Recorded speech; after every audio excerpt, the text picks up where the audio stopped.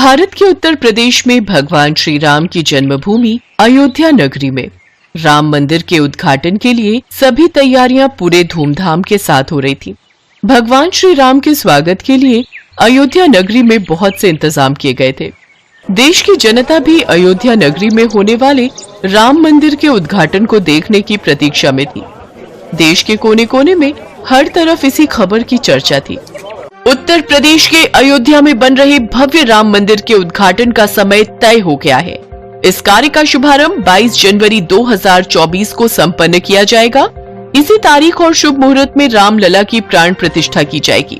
अयोध्या में चल रही बैठक में यह फैसला किया गया है कि इस कार्यक्रम में देश के प्रधानमंत्री श्री नरेंद्र मोदी जी के साथ साथ अन्य प्रमुख मेहमान भी शामिल होंगे। दूर दूर से यात्री अयोध्या नगरी में राम मंदिर के दर्शनों के लिए उपस्थित होंगे। प्राण प्रतिष्ठा के लिए एक हफ्ते पहले से पूजा पाठ का कार्यक्रम शुरू किया जाएगा। जय श्री राम। सालों बाद ये कार्य संपन्न होने जा रहा है। सबके चेहरों पर कितनी खुशी है। अयोध्या के साथ साथ पूरा भारत देश रामलला के स्वागत में खुशियां मना रहा है। हम कितने भाग्यशाली हैं ना, जो हम अयोध्या में रहते हैं और अपने जीते जी भगवान श्री राम को अपने घर, अपनी अयोध्या में वापस लौटते देख रहे हैं। सब तरफ उनके स्वागत के लिए कितनी तैयारियां चल रही हैं। ये देखकर मन प्रसन्नता से भर गया है। इस मंदिर को बनाने की कोशिश आखिर सफल रही और कल वो दिन आ ही जाएगा जब प्रभु श्री राम अपने घर लौटेंगे।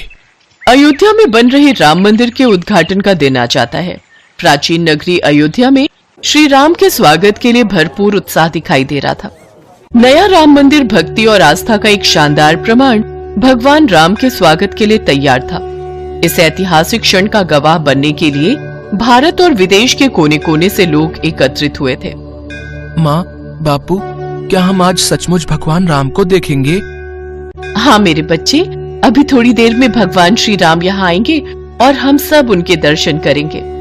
चलो जल्दी से मेरे बच्चे, हाथ जोड़कर खड़े हो जाओ और भगवान श्री राम के नाम का जयकारा लगाओ। प्रभु श्री राम आने वाले हैं। जय श्री राम, जय श्री राम, जय श्री राम, जय जय श्री राम। आइए अब हम सब मिलकर पूजा शुरू करें और भगवान श्री राम को उनके निवास पर आमंत्रित करें।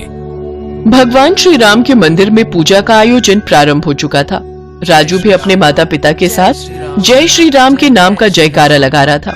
पूरी अयोध्या नगरी जय श्री राम के नारे से गूंज रही थी। जैसे ही सूरज डूबता है, मंदिर हजारों दियों से जगमगा उठता है। अचानक हल्की हवा चलने लगती है और एक चमकदार रोशनी के बीच से एक आकृति प्रकट होती है। सब लोग हाथ जोड़े खड़े थे। भगवान श्री राम सबके बीच प्रकट होते हैं। मेरे बच्चों, मैं आप सबकी भक्ति से अति प्रसन्न हूँ। आपकी भक्ति मुझे यहाँ ले आई है। ये मंदिर सिर्फ पत्थर की संरचना नहीं है, बल्कि मेरे भक्तों के अटूट विश्वास का प्रतीक है, जिसने एक बार फिर से मेरी जन्मभूमि अयोध्या नगरी को जीवित कर दिया है। हम आपकी उपस्थिति को देखकर धन्य हैं भगवान राम। आपकी जय हो। आपके दर्शनों से ये अयोध्या नगरी और राम मंदिर फिर से जगमगा उठा है। माँ, राम जी आ गए। माँ, वो देखो, राम जी आ गए। हाँ मेरे बच्चे, हमारे प्रभु श्री राम आ गए। हमारे राम आ गए। कितना अद्भुत नजारा था। दीपमालाओं से अयोध्या नगरी जगमगा रही थी। सभी भक्त जय श्री राम के नाम का उच्चारण कर रहे थे। भगवान श्री राम पर फूलों की वर्षा होने लगती है। भक्तों को दर्शन देकर प्रभु श्री राम अंतर ध्यान हो जाते हैं। खुशियों के साथ अयोध्या नगरी में प्रभु श्री राम के आशीर्वाद के साथ राम मंदिर का उद्घाटन धूमधाम से संपूर्ण होता है। एक बार की बात है, भगवान राम और देवी सीता बैकुंठ धाम में अपने राजमहल में बैठे वार्तालाप कर रहे थे। हनुमान जी भी वहीं बैठे थे। वार्तालाप के बीच में माँ सीता भगवान राम से बोली, प्रभु, बहुत समय से धरती का चित्रण नहीं देखा। पृथ्वीवासी सब प्रकार से कुशल मंगल तो है ना? मैं सोच रही थी एक बार धरती का चित्रण मेरे समक्ष अंकित कर देते तो मैं धरती वासियों का हालचाल जान लेती। देवी सीता, आपको चिंतित होने की आवश्यकता नहीं है। मैं अभी आपको धरती का चित्र दिखाता हूँ। भगवान राम ने हवा में हाथ उठाया और धरती का चित्रण उनके समक्ष आ गया। धरती पर मनुष्य, जीव जंतु सब दिखाई देने लगे। उन्हीं के बीच हनुमान जी की नजर राम मंदिर में बैठे एक पंडित पर गई। राम सिया राम जय जय राम।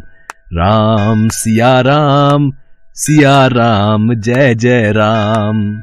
हे प्रभु, हनुमान जयंती उत्सव आने वाला है। इस बार भक्तों का चढ़ावा आ जाए तो मुखिया जी मुझे अच्छे पैसे दे देंगे, वरना भक्तों का चढ़ावा कम आता है तो मुखिया जी भी पैसे देने में बहाना करते हैं। किस सोच में डूबे हो पंडित जी? क्या विचार किया है? हनुमान जयंती पर ऐसा क्या प्रस्तुत करोगे ताकि भक्तों की भीड़ लगी रहे? देखो पंडित जी, अब ये कथा कीर्तन सुनने कोई नहीं आता। एक दो भक्तों से कितना चढ़ावा इकट्ठा हो जाएगा ये आप भी जानते हो। और अगर इस हनुमान जयंती पर ज्यादा चढ़ावा नहीं आया तो फिर मुझे कुछ और ही सोचना होगा। वैसे भी आपकी उम्र हो चली है, अब आप राम मंदिर की जिम्मेदारी नहीं संभाल पाओगे। मुखिया जी, ऐसा न कहिए। गांव में राम मंदिर की पूजा करते हुए मुझे कई वर्ष बीत गए हैं और इसी मंदिर के कार्यभार के सहारे मेरा परिवार चलता है। लक्ष्मी बिटिया की शादी की बात पक्की कर दी है। अचानक ये मंदिर का कार्य छूट गया तो लक्ष्मी की शादी कैसे कर पाऊंगा? ठीक है, फिर हनुमान जयंती उत्सव आने तक ऐसी रौनक लगाना कि भक्तों की भीड़ दिन रात राम मंदिर में आती रहे। मंदिर में हनुमान जी की सोने की मूर्ति लगवानी है। इसके अलावा जितना चढ़ावा आएगा कार्य उतनी जल्दी संपन्न होगा। हे बजरंगबली, अब मैं क्या करूं कि राम मंदिर में भक्तों की भारी भीड़ उमड़ पड़े। हनुमान जयंती को तो अब आप ही कुछ कीजिए, मेरी सहायता कीजिए बजरंगबली। प्रभु, मुझे लगता है पुत्र हनुमान को सहायता के लिए जाना चाहिए।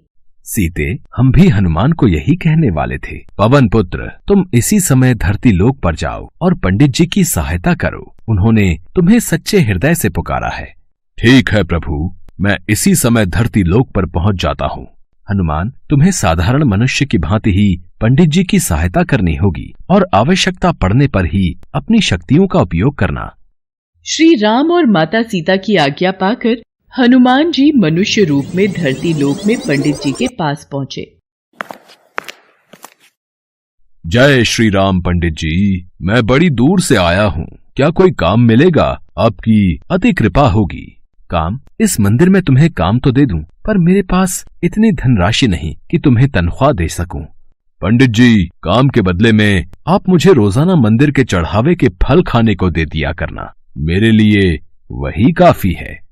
इसे काम पर रख लेता हूँ। मंदिर के कार्य में मेरी सहायता करेगा तो मुझे भी सहारा मिलेगा। अब ठीक है, तुम आज से ही मंदिर की साफ सफाई और पूजा की व्यवस्था का कार्य कर दिया करना। हनुमान जी मंदिर का सारा कार्यभार संभालने लगे। पंडित जी बदले में हनुमान जी को भगवान राम के प्रसाद में चढ़े फल खाने को दे दिया करते। हनुमान जी के आ जाने से पंडित जी को भी सहारा हो गया था। एक सुबह जब पंडित जी कथा कर रहे थे, हनुमान जी अपने असली रूप में आ जाते हैं और मंदिर में भजन गाते हुए नृत्य करने लगते हैं। आते जाते भक्तों की भीड़ लगनी शुरू हो जाती है। भक्त मंदिर में चढ़ावा चढ़ाकर और आशीर्वाद लेकर हनुमान जी के भजन और कीर्तन नृत्य का आनंद ले रहे थे। ये सदानंद बजरंगबली की वेशभूषा पहनकर कितनी सुंदर झांकी प्रस्तुत कर रहा है। भक्त भी सदानंद को हनुमान जी के रूप में देखकर खुश हो रहे हैं। अब तो हनुमान जी पंडित जी के साथ मंदिर में अपने असली रूप में भजन कीर्तन करते और भक्त झांकी को देखकर खूब आनंद लेते। धीरे धीरे मंदिर में भक्तों की भीड़ लगने लगी और हनुमान जयंती उत्सव आते तक मंदिर में बहुत मात्रा में चढ़ावा आ गया। अरे वाह पंडित जी, इस बार तो कमाल हो गया। इस बार तो मंदिर में अच्छा चढ़ावा चढ़ा है। अब मंदिर की मूर्ति की स्थापना भी हो जाएगी। मुखिया जी, ये सब कार्य सदानंद के कारण परिपूर्ण हुआ। सदानंद ने हनुमान जी की वेशभूषा पहनकर मंदिर में बहुत ही सुंदर नृत्य और भजनों से भक्तों के बीच रौनक लगाई। फिर तो बहुत अच्छी बात है सदानंद। इस हनुमान जयंती पर महाकीर्तन में ऐसी ही वेशभूषा में कार्यक्रम प्रस्तुत करना। हनुमान जयंती उत्सव का दिन आ गया। हनुमान जी खूब नृत्य कर रहे थे। तभी आओ वीर सिंह, सुमित्रा, अच्छा हुआ आज तुमने वीर सिंह को भी उत्सव का न्योता दे दिया। पंडित जी, ये मेरा साला है। हनुमान जी की सोने की मूर्ति स्थापना में आज इसके भी शुभ हाथ लग जाएंगे।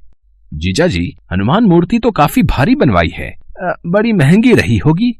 साले साहब, ये मूर्ति मंदिर के चढ़ावे में आए पैसों से बनी है। ये मंदिर की अमानत है। काफी पहुंचे हुए सुनार ने बनाई है। आओ स्थापना करते हैं। राम मंदिर में हनुमान जी की सोने की मूर्ति स्थापित हो जाती है और खूब धूमधाम से हनुमान जयंती का उत्सव होता है। पर अगले दिन हे राम, हनुमान जी की मूर्ति कहाँ गई? मंदिर से मूर्ति चोरी हो गई।